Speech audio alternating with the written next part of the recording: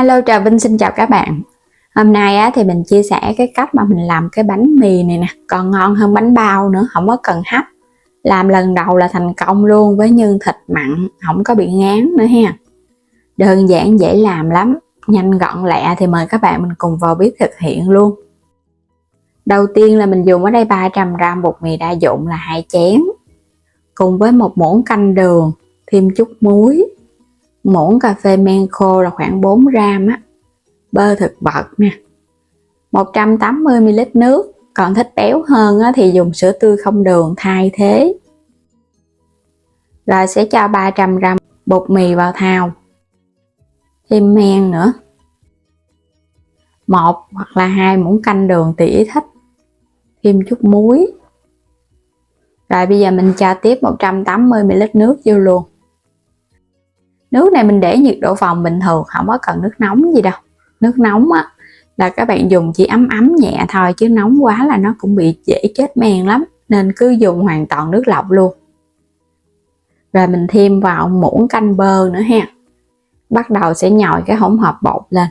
Bột có bơ vô thì cái bánh của mình nó làm ra nó thơm, và bơ nó cũng giúp bóng phần bột. Nhồi chút xíu thì mình thấy khối bột nó dẻo mịn vậy nè, nó quyện lại một cục, nó không có bị quá khô đâu. Khô quá ra cái bánh nó cũng giảm độ xốp. Rồi chỉ việc là các bạn đậy kín lại, rồi cái mình chờ 1 tiếng đến 2 tiếng đồng hồ thôi à. Nếu trời nắng thì 1 tiếng là nó nở gấp đôi. Trời hơi mát mát thì các bạn chờ luôn 2 tiếng. Tiếp theo là mình có 100g đậu xanh, ở đây mình đã hấp chín sẵn rồi á, cho nó nhanh. Bên đây là 150g thịt nạc xay sẵn, thêm hành tím nữa ha.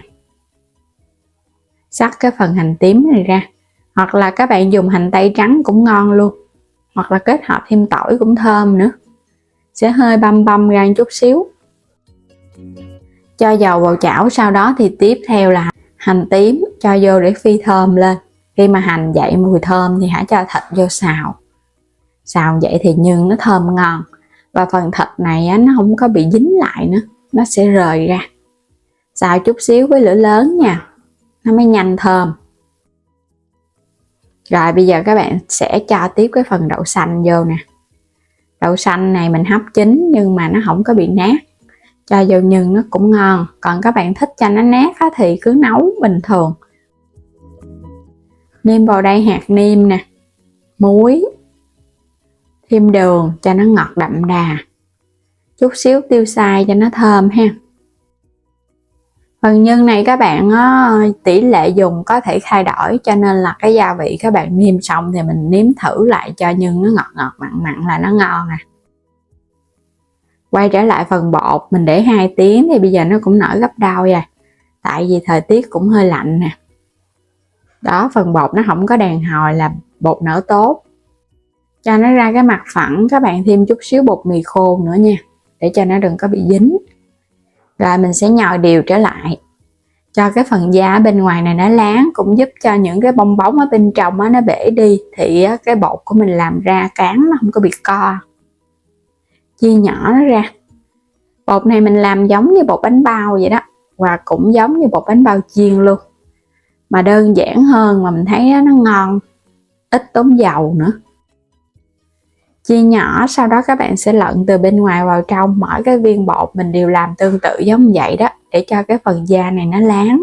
Một chút nữa mình cán ra thì gói cái bánh nó mới đẹp. Làm xong rồi bây giờ các bạn sẽ cán qua nha. Nhớ phủ thêm chút xíu bột mì khô, cán nó mới dễ, nó không dính bột. Cán mỏng ra, không cần phải mỏng quá đâu, tại vì mình gói nhân chút mình túm nó lại à. Rồi vậy là được rồi đó. Các bạn có thể gói nhân luôn, rồi cái mình cán đến đâu mình gói đến đó. Túm cái mép nó lại nè. Mình làm giống như bánh xíp nên là nhanh lắm, túm cái mép cho nó bám chặt. Nếu mà cái mép này mà các bạn có lỡ cho bột mì khô hơi nhiều thì phải quét chút xíu nước mình túm nó mới dính nha. Chứ nếu mà nó không dính chút xíu nó mình ráng là nó sẽ bị bung mép á. Rồi xong rồi nè. Một cái bánh xíp vừa ngon mà vừa nhanh gọn lẹ nữa. Cho nhân vô. Nhân này mình cho cũng lạ nữa ha, có đậu xanh rồi có thêm thịt. Lạ, béo bùi. túm cho nó sát. Càng chặt là càng tốt nha, tại vì chiên là nó dễ bị bung lắm. Đó, vậy nó cũng có được cái tay bèo. Mình làm xong rồi nè. Cái bánh tròn vo ú nu à. Một cái kiểu bánh xếp đơn giản mà ngon hơn cả bánh bao và dễ làm hơn cả bánh bao luôn. Cho một ít dầu vào chảo thôi, các bạn chỉ cần làm nóng, không cần phải cho dầu sôi nhiều quá đâu ha. Để lửa thấp thôi bánh nó mới chín đều. Mình làm kiểu này đỡ tốn dầu nè, mà nó không có bị thấm dầu, ăn nó cũng không ngán. Mình xay nó, một chảo này mình nướng 6 cái thôi. Đậy nắp lại để lửa thiệt là nhỏ cho bánh nó chín. Sẽ xay cái bánh một cái cho nó đều. Nướng chút xíu trong vài phút là các bạn kiểm tra được rồi. Mình thấy cái mặt bánh nó vàng là mình trở bề liền, chứ không thôi là nó bị cháy khét. Mình nướng kiểu này là nó ít dầu và cũng giống như là chiên vậy đó, nhưng mà chiên thì các bạn phải cho nó ngập dầu. Làm vậy gọi là chiên áp chảo ha, đỡ tốn dầu mà cái bánh nó cũng không ngán dầu. Mình cũng chiên tiếp tục 2 mặt bánh để cho nó vàng đều. Đậy nắp lại cho nó có hơi. Trong vài phút là bánh nó đã chín. Một cái chảo bánh đầu tiên mình kiểm tra tiếp cái mặt ở bên dưới nha. Bột mình thấy nó đục, vậy là bánh nó chín rồi đó. 2 mặt bánh nó vàng đều là được rồi. Thơm phức luôn, nhìn cái bánh ngon quá chừng nè. Bây giờ sẽ vớt nó lên để cho nó ráo dầu. Trong thời gian chiên là mình chỉ cần chiên lửa nhỏ thôi, chứ đừng có chiên lửa lớn là nó không chín kịp ở bên trong phần bột ha. Bánh chiên xong, sau khi để ráo dầu thì các bạn hãy xấp nó ra. Còn kỹ hơn thì cho vào trong miếng giấy thấm dầu, thì nó sẽ hút hết cái phần dầu thừa ở bên trong bột ra, bánh nó không ngán. Một cái kiểu bánh hấp dẫn quá chừng luôn á. Nhân thì các bạn cũng có thể thay đổi nha. Có thể dùng nhân thịt heo, thịt gà hoặc là thịt bò tùy ý thích Rau củ cũng có thể kết hợp cho phần nhân nó không có bị ngán. Phần bột thì mình đã chia sẻ cái cách dạy, còn nhân thì tùy ý các bạn. Bột này ngoài cái bánh xếp này mình cũng có thể làm bánh bao chiên luôn, bánh bao hấp đều ngon nha. Đây nhìn ngon ha. Bẻ ra bên trong cho các bạn xem nè, bánh lúc này vẫn còn nóng lắm mà nó bong xốp mềm ghê luôn. Bên ngoài thì nó giòn giòn. Ở bên trong phần nhân thịt nè, thịt và đậu xanh, chỉ đơn giản vậy thôi mà ăn cũng ngon lắm rồi.